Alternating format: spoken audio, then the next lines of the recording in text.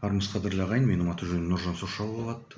2019 жылы Қарағанды қаласында біз өзіміздің төл ұлттық құндылықтарды сақтау насихаттау мақсатында қазақ күнтізбесінің тұсауын кескен болатынбыз. Осы қазақ күнтізбесіндегі 15 қараша бүгінгі күн қазақ батырлары күні болып белгіленді. Бұл күнді белгілеудегі мақсат өзіміздің қазаққа тән батырлар институтын жас ұрпаққа насихаттау. Бұл қоғамдық бастама. Жалпы бұл күн 15 қараша күні қазақтың біртуар перзенті, батыр, кеңес одағының батыры болған Мәлік Ғабдуллиннің туған күніне орайластырып белгіленді. 1915 жылы Мәлік Ғабдуллин дүниеге келді. Осы күні жалпы енді батырлық институт, батырлар қазақ қоғамында үлкен рөл атқарған барлығымызға белгілі.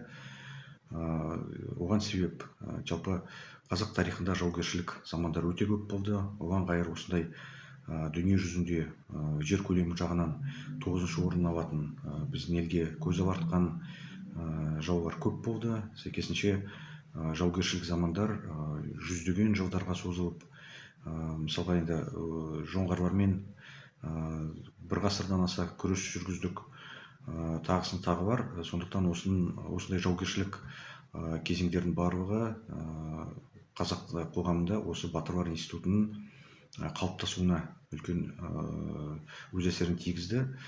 Жалпы батырлар институтының біздің тәуелсіздігімізді, жалпы қазақ деген ұлттың сақталып қалуына үлкен үлес қосқан институт, құрылым.